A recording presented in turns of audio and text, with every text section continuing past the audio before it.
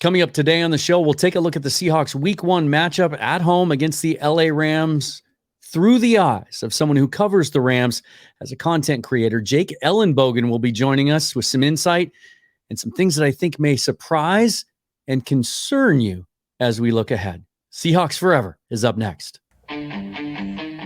Welcome to the Seahawks Forever podcast. In-depth analysis on everything Seahawks. And now, here's your host, Dan Viens. Welcome back to the show once again as we get ready for Week 1, Seahawks and Rams. Be sure to hit that like button, subscribe to the YouTube channel and the audio podcast wherever you get your podcasts. Joining me today from the other side of the field, Jake Ellenbogen, Rams content creator and an expert on all things Rams, is going to give us his thoughts on the team in general and on this matchup Sunday. Jake, thanks for taking the time and joining the show. Thanks for having me, Dan. I'm excited to talk about the Rams, the Seahawks. I mean, it's always fun when these two go at it. I mean, it's funny because, the 49ers have gotten good again, right? But This is like my childhood rivalry because the Niners were very good when I was a kid. So, no, I know a lot about these two teams, the rivalry there, and I was just talking with Torrey Holt, and he said this is one of those games that you just circle on your calendar. Rams, Seahawks, every year, he was in the league. This is one of those ones. So should be a fun one this week. And let's start there with kind of the big picture view. It's amazing how quickly things can change in this league. Less than 2 calendar years ago, the Seahawks were being led by Russell Wilson at quarterback, and the Rams were stampeding their way to a Super Bowl victory and validating their approach to roster building and salary cap management and all of that. And now here we are, and the tables have turned, and the Seahawks are being talked about as a potential contender, and the Rams are in a rebuild. Where do you stand on your thoughts on where this roster is as a whole before we get into some of the specifics of it? Well, I think first off, kudos to the Seahawks, because I think, getting rid of Russell Wilson wasn't just, hey, the highest bidder came in and they offered us something that we couldn't refuse.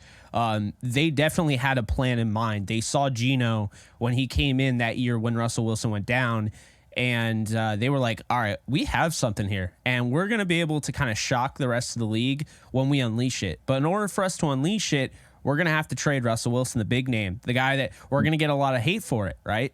But this is, we know what we're doing. Like, we're the smart ones here.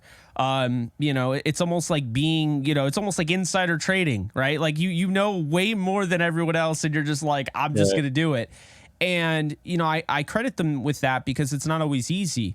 And, I think especially with football, we've seen and now player movement more than ever, with Tom Brady leaving New England and, Aaron Rodgers leaving Green Bay. I guess now it doesn't mean as much, but we've always seen those quarterbacks that like to stay at the same location.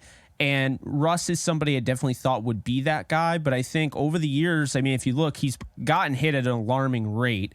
And you could say, okay, Seattle has something to do with that to a degree, but at the same time, it's like you're realizing, okay, I'm not going to play favorites here. Geno is in his 30s. It took him a while to get where he is, but we trust him. So let's go and get 3 first-round picks for Russ. Let's go out and get Noah Fant, because why not, right? Like a good tight end there.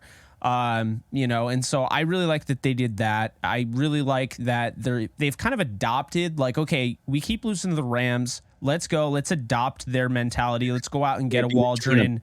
Let's go out and get Andy Dickerson and, get some guys from the Rams coaching staff and see what we can do there. We have one of the best coaches in all of football in Pete Carroll, So obviously, I like the way they did that. I like how they went out and got DK Metcalf. I mean, I don't know how he fell as far as he did in the draft, but they went out and got DK Metcalf in the draft, and they've really been building this thing. It was all about the short shuttle, man. Ran that bad 3-cone. It's such a joke. It really is. But, I've been a fan of their draft on the offensive line. You have to go from the inside out, and they have gone from the outside in a little bit, getting a guy like Metcalf, but are you just not going to draft him, Right. And so when you're able to go, come away with Charles Cross, who was a little bit of a project, but not as much of a project as everyone else was saying. So I like that he got the opportunity to start his rookie year, first round. And then Abraham Lucas, the first two, I believe, tackles to start a playoff game together. So, that tackle combination helped. You have a veteran presence in Phil Haynes, who is in there, as well as Damian Lewis, who I actually interviewed at his Senior Bowl back in the day. But no, I like what the look of this looks like. And then I like going out and getting guys like Anthony Bradford and Oluwatimi to kind of shore up, long-term as well, but shore up that depth. So then, you look at the offense, talk about Geno Smith, Kenneth Walker, going out and getting Zach Charbonnet. And you start to see like this team, JSN included, like this team has an offense now, has a scheme as well. And they could be a problem, but then you can't discount what they've done on the defensive side of the ball. And they've now been able to do all this because they have clarity of where they're going. And, I think you look at going out and getting Devin Witherspoon with that pick, taking advantage of how bad the Broncos were. So not only do you get Russell Wilson, but then you're bad with him and you have to go and watch that pick go to the Seahawks. I can tell you right now, Devin Witherspoon is the best cornerback from this draft. He always was. It wasn't a shock that he went that high. The guy plays with this demeanor and this feistiness that you just didn't see with the other corners. And then Tariq Woolen is a surprise. I saw him going in second round, in those mock drafts, and he fell to the fifth. It was one of those George Kittle moments where you're like scratching your head. How did he fall this far? Then you have guys like Pro Bowlers, Quandre Diggs. Ryan Neal was outstanding last year. And, of course, you lose him in free agency because that's just the way the league is. You can't keep everybody. But then you go out and get Julian Love from the Giants, who I think is really underrated, does not get talked about enough. And Jamal Adams won't be ready for this week, and that's fine because I think when you get him, his skill set is going to, really coincide with obviously Diggs. He's had success with him, but also with Julian Love, who's honestly one of the best tackling DBs in the league. And I think that's really important there with some range. Then you look at, Michael Jackson and the playing time he got last year and the way he played. Kobe Bryant is an interesting talent there. So I like what they're doing. And then their linebackers, I mean, you look at Jordan Brooks, he had 160 tackles last year. Yeah. I understand he dealt with some injuries early on in his career, but he is a stellar player. And I think he's really showing you that. And it's a good thing because his mom came at me for having him ranked too low. So, he's really showing out for being that first round pick in 2020. I really like Boy Mafe as well as Darrell Taylor. And, I like that they went out. They got Devin Bush. They have Bobby Wagner again. I don't love that as a Rams guy, but, Bobby Wagner, he's still the guy. I think last year I saw more than ever. There was constant, discourse about, is he washed? Is he too old? Mm-hmm. And I could tell you just from watching all 17 games of Wagner, first off, he played all 17 in a season, which pretty much figured out they weren't going to be very good by week 10, week 11, right? Yeah. So the fact that he's still going out there and playing and not knowing if he's going to be on this team next year says all you need to know about Wagner. You're probably not surprised. He played in Seattle forever. But what I was so impressed with was all this talk about him being washed, and I thought he was one of the top 3 best linebackers in the league last year. And I'm not, overreacting because he wore the horns, because I'd tell you straight up if he wasn't. But no, his ability to just make plays on the football. The Seattle game, he has 2 sacks against Seattle. He was great. He was great blitzing. He's still that guy that he had a nose for the football, still finding his way, his hands on the football. He can still cover, and he's not 4.4 speed like when he came out of college. But he doesn't have to be because he's still really, really athletic. And again, the whole thing is overblown with him. And then lastly, I want to say, I've been saying this guy's praises for a while, and I said the Chargers didn't know how to utilize him correctly. Uchenna Nwosu, I knew as soon as he signed with the Seahawks, I'm like, they'll figure out how to use him because the Chargers couldn't figure it out. He wasn't a bust. The Chargers actually failed to use him. And it was cool to actually see what I've been saying all along kind of come to fruition, because he had almost 10 sacks last year. And, I'm not saying he is Micah Parsons, because he's not, but that's how he should have been utilized, is kind of the same way like Parsons. He can play that off-ball linebacker, but he can also rush the passer. And that's something the Chargers were kind of like, they pigeonholed him at off-ball, and they literally never let him rush the passer. And so this Seahawks team looks really good. Like, I'm not going to lie. I see it kind of being a little bit of a different type of season, because I think Geno will have a little bit of a setback from last year, but it's a good roster. Good roster. It's interesting, your points about Bobby Wagner, because I think, ironically, how the Rams used him last year sort of set the wheels in motion to have him come back to Seattle. And he admits, too, that there was a health thing, that his last season here in Seattle, he wasn't 100% healthy. Yeah. Now he is. In fact, this is the first year, I think, in several years that he hasn't had to go back to the UK to get one of those injections that he'd been getting in his knees for years. But the Rams used him more on the line of scrimmage, had him rushing the quarterback more, had him playing, kind of more up close to the ball, where he can do what he does best, fill gaps, play the run. And it sounds now like, of course, we didn't see him in the preseason take any snaps, but it sounds now like that's how the Seahawks are going to utilize him moving forward. So it's interesting to see that the Rams kind of gave them the pathway to getting the most out of Wagner for the rest of his career. Let's start on offense as we look at the Rams roster now, and we can't start any other place than at wide receiver with Cooper Kupp, a guy that certainly we know here in the Northwest. He played his college football at Eastern Washington, had one of the greatest college football games I've ever seen by a wide receiver against my alma mater, Washington State, in a huge upset then back in the early Mike Leach era.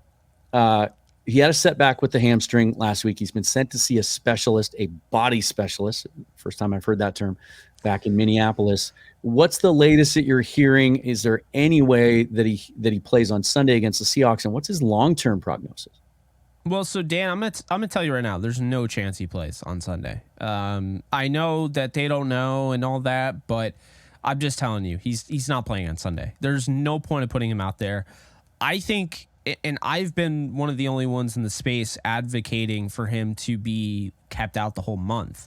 I think when you look at the history of hamstring issues, first off, their starting corner this year, Ahkello Witherspoon, was a stud. Okay, he was a stud the last 2 seasons in Pittsburgh.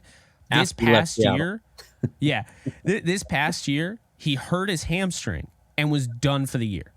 So it's just a reminder, like, those first 4 games were awful. It's because he's playing with a hammy, and then they shut him down the whole season. Yeah. It's just a reminder. This is also why the Seahawks are being so careful with Devin Witherspoon. Same thing. Which is exactly, and you have to, because it's not an ACL tear. It doesn't get the, oh my God, the ooh, the ah, the super headline, but it can be just as dangerous as one in terms of missing the entire season if you're not careful. And so it's like, I want to feel fortunate if I'm a Rams fan that, you're relatively unscathed going into the season, Stafford's healthy, all that. But this Cooper Kupp thing could be significant, and that's why I say I'm not concerned as long as they don't rush him back. Like, I think this will be okay. The reason why they're saying him to a specialist, and I think a lot of people just kind of assume like, oh, it's just like they're getting a second opinion on the hamstring. It's not that. They want to see if there's a back issue or something that lingered to add to this hamstring, that it's not something more, because Cooper Kupp is not getting any younger. He was older when they drafted him. So, this guy's now 31 years old, and it's like, we want to just make sure he's okay. Yeah. So here's the thing. Rams got a good wide receiver room, and I'm not entirely worried about Cooper Kupp. A lot of people would say that's insane and that they don't have a chance against Seattle week 1 without Cooper Kupp. But, I mean, we saw last year this team hung in there with Baker Mayfield. This team hung in there with John Wolford. Rivals are going to rival, right? Like, that's just the way it is. And, we know Stafford is a different animal. Stafford can work with guys that aren't Cooper Kupp.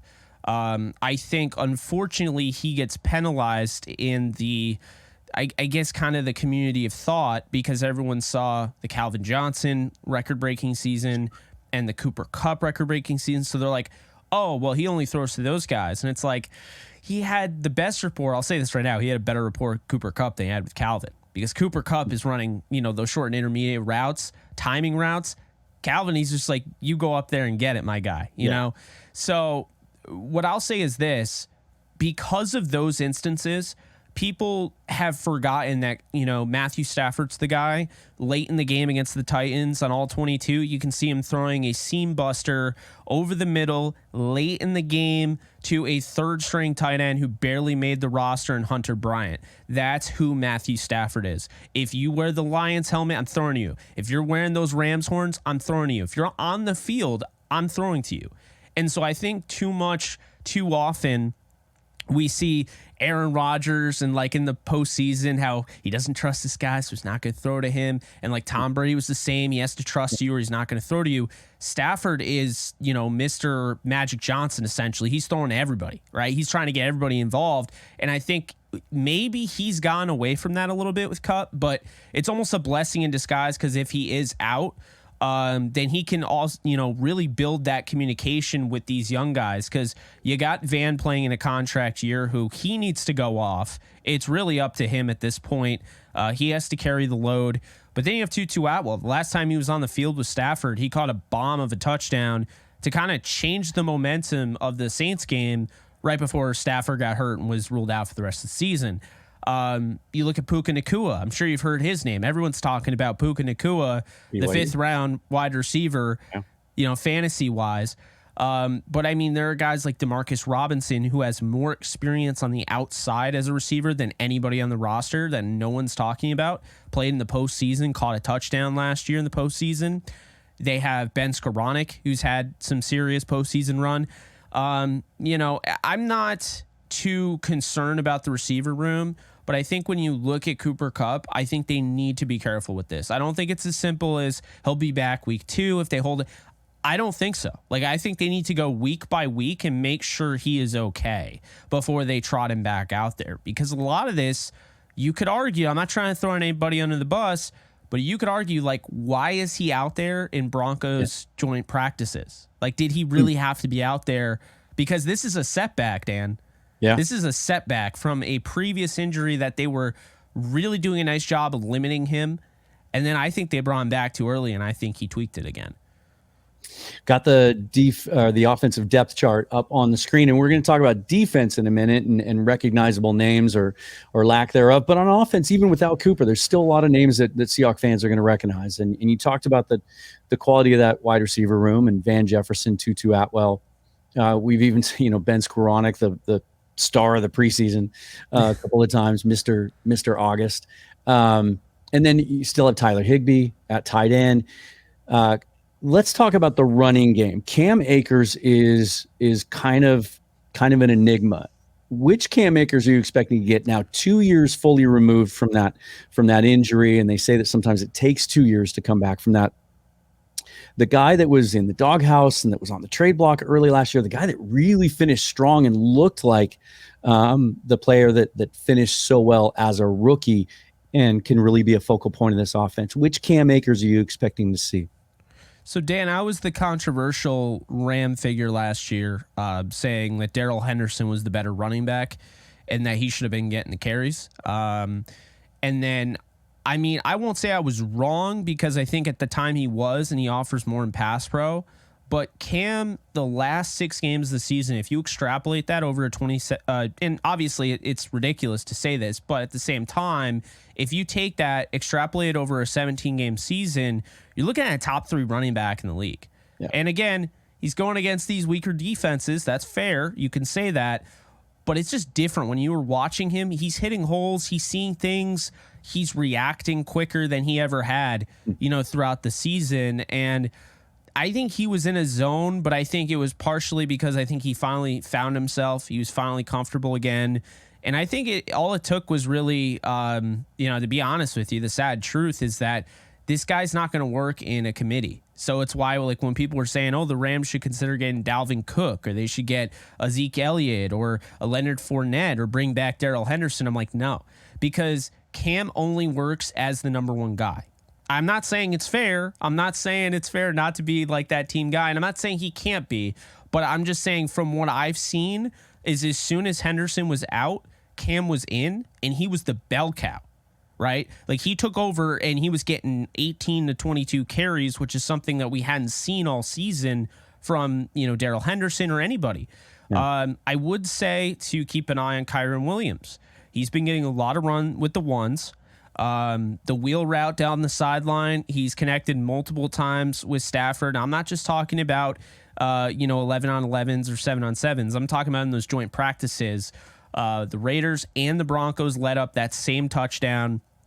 They've been building a nice rapport. And Kyren, a lot of people forget, was supposed to be the starter out of the gate because Henderson was hurt all of training camp, and so was Cam Akers. So when they had the joint practice with the defending AFC champion Cincinnati Bengals, they essentially, when they went there, they didn't have Cam, they didn't have Darrell Henderson. So Kyren Williams, the rookie 5th rounder who they traded up to get ahead of the Raiders, Kyren Williams is taking all the reps, and he's looking good. And so, unfortunately, they are a little short-sighted here.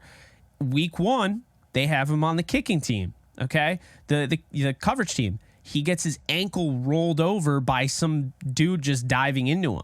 So that changed all their plans. Darrell Henderson had to be the guy until Akers was ready. Then Akers took over, and then the whole thing with the doghouse. And, I still don't know the whole story on that.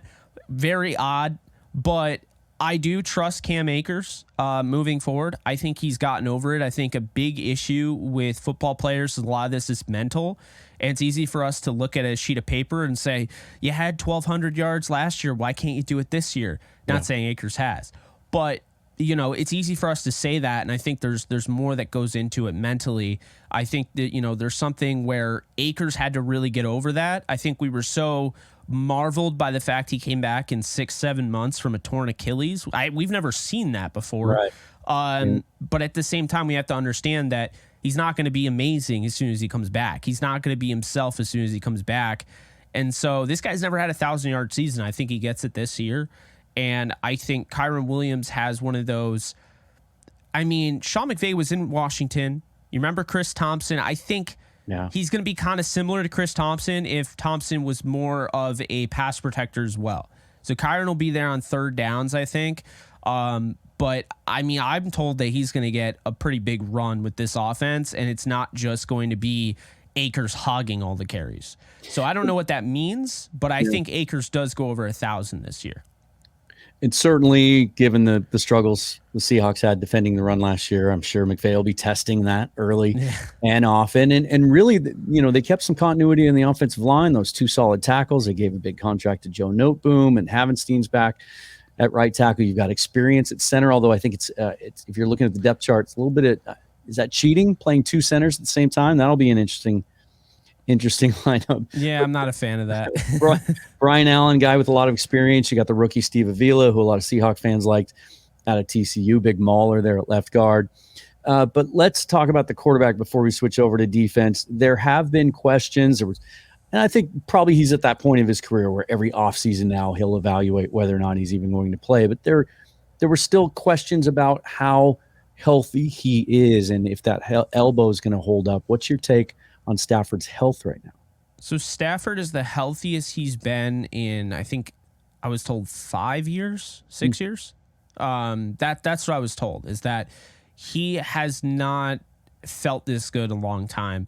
Even during the NFL, even during the Super Bowl season, like it was fun, but it wasn't fun because he was really hurt. And I think a lot of people forget he ended that Lions career really banged up.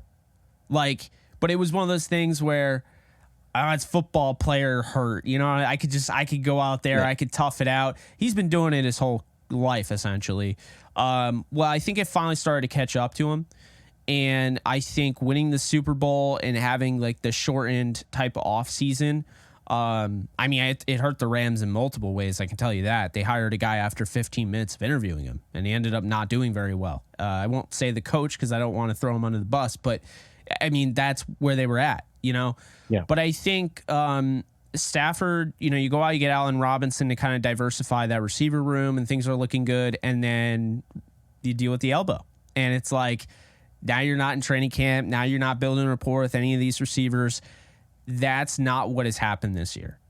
He has gotten on the same page with Puka.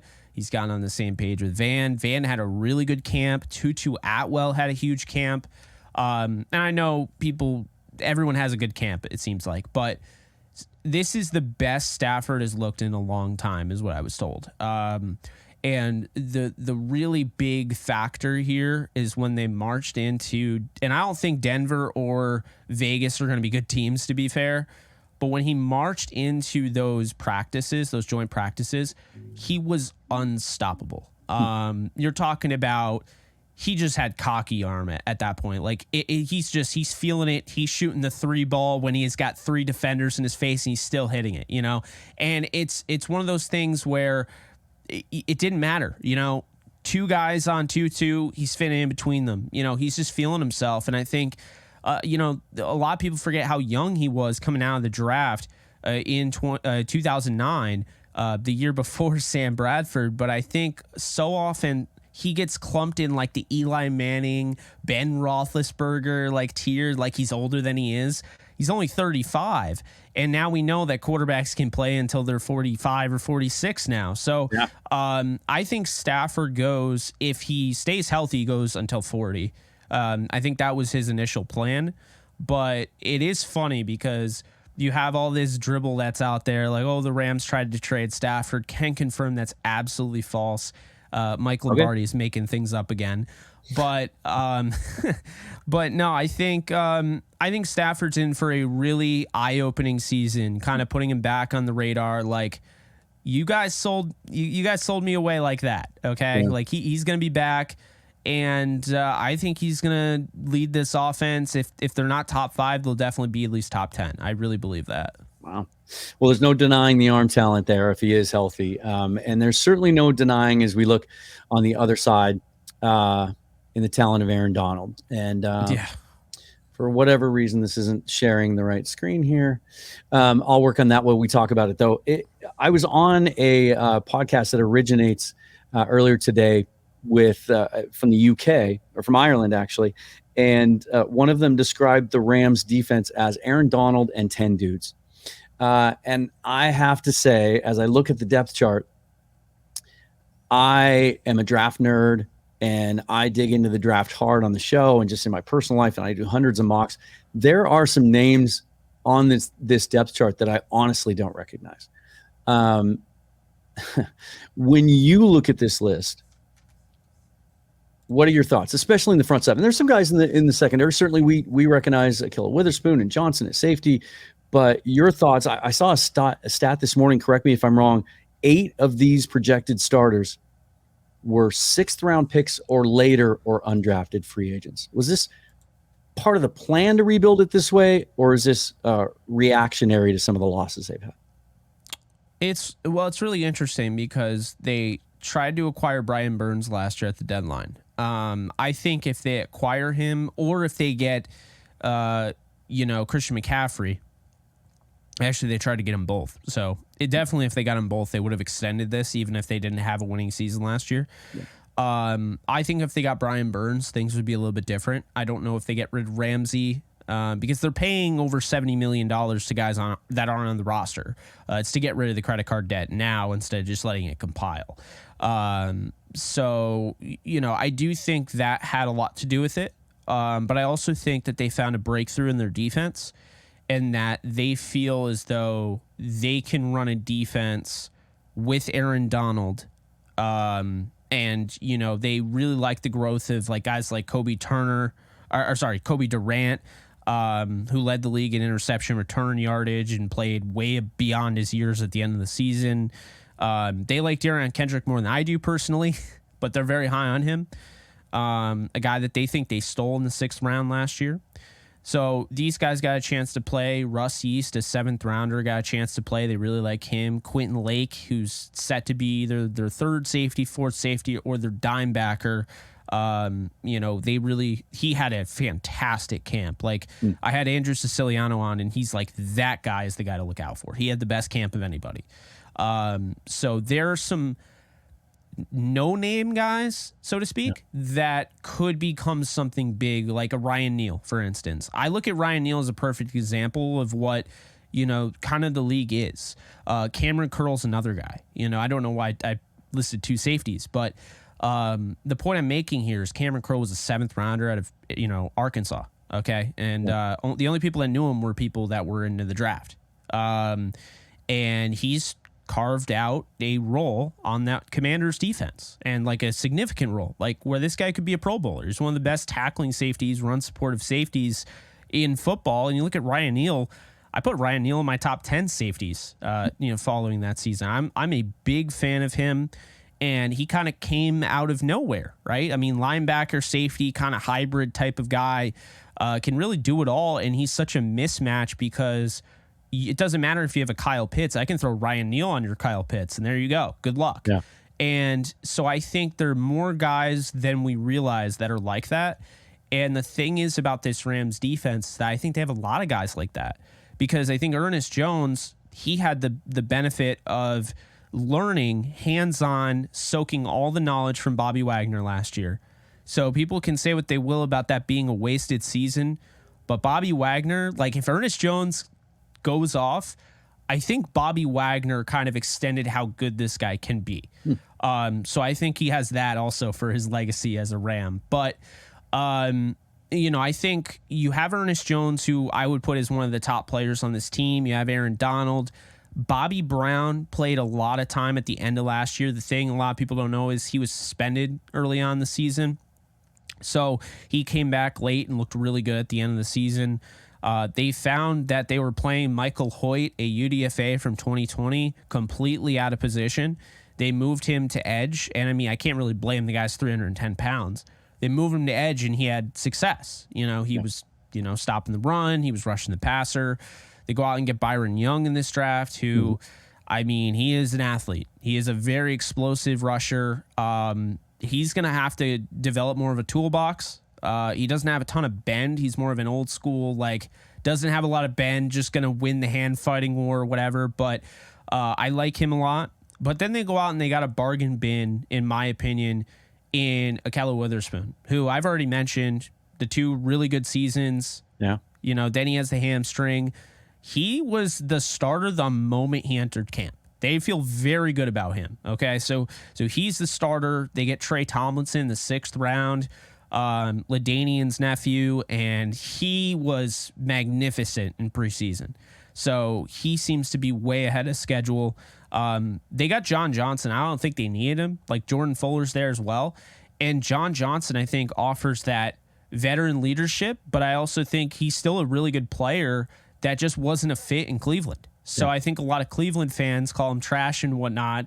And so, how it goes. If you ask him, how was John Johnson in Cleveland? I didn't get a chance. Oh, he was terrible. So now everyone thinks he's terrible, Right. But I think sometimes guys just aren't a fit. Yeah, and I think he fits the Rams. He never wanted to leave. I remember that. The Rams just didn't, they didn't want to deal with it because they don't pay safeties. So he's in. And then you have guys like Larrell Murchison, who they took off, the waivers last year. The Titans get rid of him the day after he's playing, and the day after that, he has 2 sacks in the game. So they saw his ability down the stretch, and I think those are the little things that you like to see, in kind of a lost season. These guys are playing to kind of, play for their jobs next year, and I think a lot of those guys made the most of it.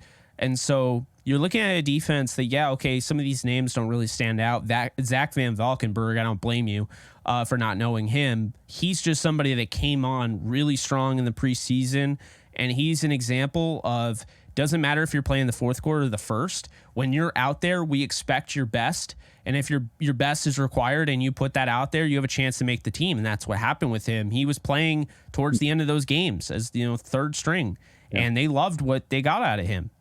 So we'll see with him. Roseboom and Jake Hummel, they're going to be predominantly in that 3-3-5, so we're not going to see a ton of those guys, but they can play. Roseboom's a guy that they've been developing since 2020. Hummel was one of the UDFAs that made the team last year.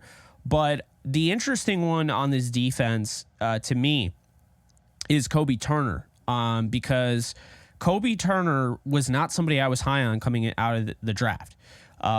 He was never technically a starter, okay, in college. And for whatever reason, Les Snead could not talk enough about this guy. And every time he talks about the draft or talks about the team in general, Kobe Turner comes up. So they see something in him that I don't know if anybody else sees. I don't know if he's going to start, but, you know, I don't want to go against what they're seeing because, I mean, they did go out and get Donald. They do have Bobby Brown, who I like. Ernest Brown, the fourth, you know, I didn't think his time with the Rams, I thought it was up. They put him on the practice squad. He's back. And he looks really good. You know, 5th rounder from 2021. I just think when you look at this defense, it's not for the casual fan, I could tell you that, but even some people that really study the game don't know it. But I think this is the defense that has a few of those Ryan Neals, a few of those Cam Curls that are going to just jump out. A good example, Shaq Barrett. Shaq Barrett on the Broncos was kind of a no-name. I was always a fan of his out of USF, but, you know, Barrett was kind of a no-name. And, you know, I think, you know, being behind Von Miller will do that to you. Being behind, you know, DeMarcus Ware will do that to you. But I knew as soon as he signed somewhere and he got a chance to be the guy, he would take off. And he did with Tampa. I think they have a few of those guys on this roster. I really do. And I think you couple that with the guys that I really feel confident in, like an Akello, obviously Donald. I feel good about Bobby Brown. I feel good about the rookie Byron Young. Like, I don't think he's going to be amazing, but I think he's going to have a good year that kind of sets the tone. I think I just would have preferred them. Oh, and I also love the pickup of Duke Shelley, very underrated corner. But if I could have had anything on the defense, I would have addressed edge a little bit more. I don't trust Hoyt. And it's actually, fun fact, the least experienced room in all of football. The Rams edge defender room is the least experienced room in all of football. Only Michael Hoyt has any playing time in that room. So, not ideal. Yeah. I would have liked to see them go out and get Travis Gibson.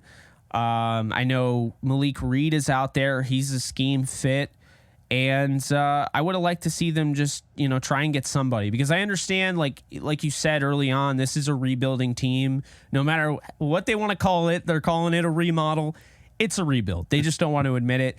They're trying to rebuild and win, though, which I give them credit for. They're not tanking like everybody seems to think. But it would help my case a little bit more when I'm defending them against tanking if they went out and got another edge guy, because this is looking a lot, funny enough, like when they went to the Super Bowl the first time, they had to go mid-season and trade for Dante Fowler Jr. Yeah. This was their edge room. You ready for this? They had Justin Lawler, Trayvon Young, Sam Ebukam, and Matt Longacre. And that team went to the Super Bowl. Yeah. So I don't know if they make a deadline move. I'd hope for a Chase Young, who's on an expiring contract, and then sign him after the season. But I think that's the one need. I know I sound crazy when I say it, because people are looking at this defense like they need everything. The one need is a pass rusher. Yeah, maybe they revisit Brian Burns. He did report to practice today. It sounds like he might play week 1, but you know that contract hasn't been settled. It'll be interesting to see. Also, it'll be cool. I'll be keeping an eye on Young. He was a guy that throughout the draft process was attached to Seattle a lot. Was in for a 30 visit. Fit a need, was mocked to Seattle a lot. They opted for a similar player, but a younger player, in Derek Hall out of Auburn. So it'll be kind of cool to see how he does in that defense. As we look ahead to Sunday, if I'll ask you this 2 ways. First, if the Rams are going to win at Lumen Field on Sunday, what's it going to have to look like? Well, I think it's going to have to look like it. See, the Rams can win a shootout. I believe that. I think this offense is capable of that with or without Kupp. I think Stafford, to be honest with you, is chomping at the bit for that. But I think turnover here and there wouldn't be bad. And they've turned over Geno before. I think Donald, the hope is that Donald is going to generate pressure, or he's going to get doubled and triple team, and you're going to have Byron Young winning his one-on-ones. They're going to have a Michael Hoyt win his one-on-ones. Bobby Brown, Ernest Brown, Jonah Williams, those guys, Kobe Turner. That's the hope. But I think that they're going to have to, because they run that bend, don't break, soft shell. I think they're going to play more aggressive this year. And I think it's going to be because what I said, they don't have the pass rush coming off the edge that you would like. So I think this secondary does a decent job. Who are you going to put on a Metcalf, a Lockett, a JSN? Because JSN, I believe, is playing now. He is ruled active, like he's going to play. Sure sounds like it. Yeah, so that's interesting, and that's also, the credit to the Seattle to go out and get a guy like that. It's really hard to match up those three receivers. They all offer similar things, but different things at the same time, and can be somewhat interchangeable as well. My guess here is that if the Rams want to win this game, they're going to have to win in the shootout fashion. I think this defense is going to be better than people think. My bold prediction is that I think they finish top 15 because I trust Raheem Morris that much. But keep in mind, week 1 is not when this is going to happen. It's going to happen over time. So I think I have a 34-31 affair. Like, I think this is over. This is fun. These are two teams, rivals going at it. This will be one of the best games of the week. But I think the key here for the Rams is that they're going to have to be able to establish the run early on, win with the play action. I know Stafford doesn't love play action. Tough. They're going to have to win with the play action. That's how they're going to have to do it. Kyron Williams out of the backfield as a pass catcher. I think we'll see a lot of Higbee in this game, but I think this is the Tutu Atwell game. I think Atwell is going to explode in this one. I really believe that. I think he's been a ticking time bomb for a while. And I mean, he hears it. I had him on my show. He hears all the negativity. We should have gotten Creed Humphrey. He hears it all the time. But I think you're preaching to the choir, because that same draft we take a small. I know, and you took the guy that I wanted, receiver in the same round ahead of Creed Humphrey when center was a glaring need. So we're both on that on the Creed Humphrey train there. It's funny because I wanted Eskridge so bad, and then a lot of the theories went into, and this is before I had some we heard it in that they wanted Eskridge and they settled for Atwell, right? Yeah. See, I didn't have an ear like I do now so I don't know. I don't know how that whole thing went down. Would have been nice to know that. But yeah, Atwell's just somebody I started to really fall in love with after the process, because I only watched 3 games of each prospect because I watched 300 prospects. Sure. And when they drafted Atwell, I went in and just watched everything. And I'm like, oh, Malik Cunningham held this kid back. There's a lot of underthrown balls. He's beats his guy by 20 yards and has to come in 20 yards like he's a center fielder in the outfield. It was not pretty. So I think now when you have a guy like Stafford that can hit that timing throw down the sideline or whatever, the bomb. I mean, I think that's where he can win. But what I was so impressed with is if you have a guy who's 5'9" and runs really fast and he wears a Rams helmet, everyone says Tavon Austin. Right. And I love Tavon. Great dude. Tavon was not the player Atwell is. Atwell knows the game more because of his quarterback background, but Atwell's really intelligent, but also he's a really good route runner, and he doesn't just kind of milk the fact that he's 5'9". Like Tavon, love him to death, is not going up and high pointing a football. Atwell is. Atwell's trying to moss you. If he has to do it, he's going to do it. And so he's a different type of receiver. It's why I stay away from the Anthony Schwartz, where dude was just a speedster that went to the Browns and I just knew he wasn't going to work out. And the Tavon Austin comparison, I even stay away from Jamison Crowder because I think he can be better than that. I think when I look at him, I see Marquise Brown. So I think he's going to have that breakout game. I think it'll come in this one, and I think they're going to need Akers to run the football just like he did Week 18 last year. That's how they'll win. The defense, they get a few stops, that'd be great. But I do trust this offense to. I know it sounds crazy because they were abysmal last year, but we already talked about why. The right. offense was banged up to all hell. I think it'll be fun, though, to see this offensive line. I don't know who's going to start. Personally, I would start Coleman Shelton at center. I would start Ankrum at right guard, and then the rest is already there. But, we'll see. It should be a fun rivalry. Adding Tutu Atwell to my fantasy team as we speak. He's on. I love it. There. I love it. FanDuel. So FanDuel. I still do those lineups. I don't know why. I never win those. But the $1 million challenge or whatever, I put Tutu Atwell in there. $5,000. $5,000. That's it. Breakout coming. You heard it here first. Yeah. Final question. Realistically, as objectively as you can be, how many wins do you think you see out of this team? Well, so both teams, I have the Rams going 10-7, Seattle going 9-8. Okay. I think the NFC West will be fun as long as the Cardinals aren't on your TV. Yeah. I'm talking about a tank. It's like shameful. They're choosing to start LJ Collier on defense, former Seahawk first-round draft pick. When I saw that on their depth chart, I circled it, put it on Twitter, and said, tank confirmed.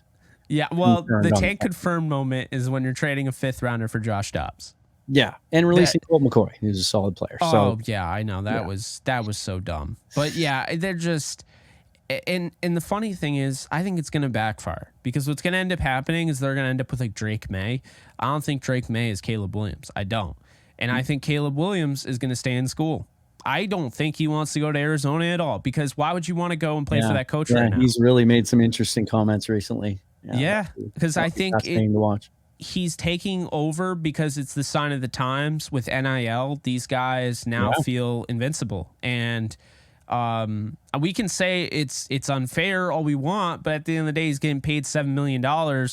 I mean, I think I saw something where like that was his first contract, right? So he could sign another contract and theoretically make more than a rookie quarterback in the NFL. So like, why wouldn't he just do that and just have fun in college? And, not go to the Arizona Cardinals and then just wait and go the next year. The only thing is the injuries. Like, I am a little concerned by that.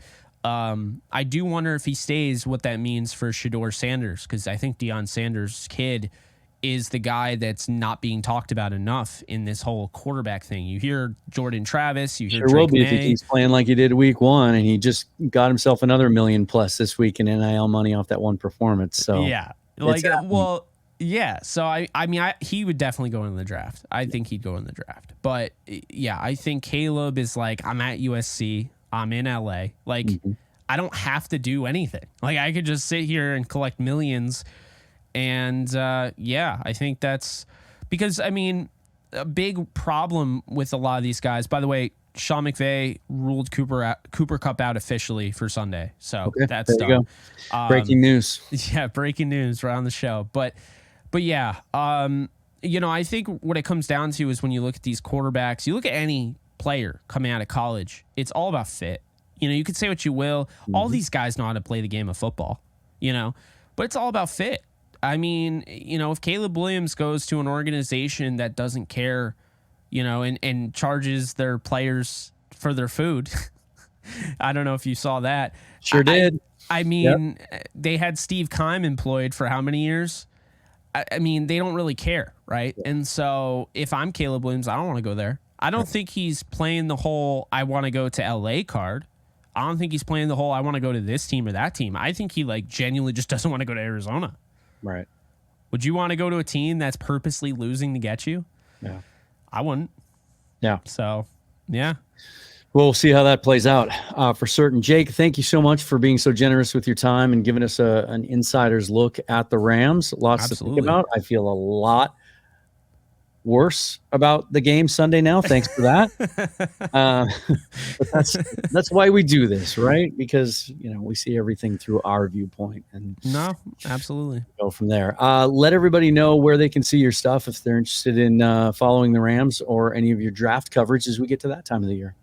Yeah, no, I really appreciate you, Dan, for reaching out. This has been a lot of fun, and you know a ton, so it's always cool to talk to a like-minded person that really spends a lot of time watching and just soaking up the knowledge and the content. But if you guys want to follow me at Jake Ellenbogen on Twitter, I have all my stuff in my Linktree bio, or you can Google me. And I love being able to say that because that is a little bit of a flex, and I'm going to take it. Absolutely. Definitely do that. Jake, we'll have you back on the show again later in the season after we get a clearer picture of what these two teams look like. Until then, this is Seahawks Forever. I am Dan Viennes. Follow me on Twitter at Seahawks Forever and subscribe to the YouTube channel. Until next time, forever and always, go Hawks.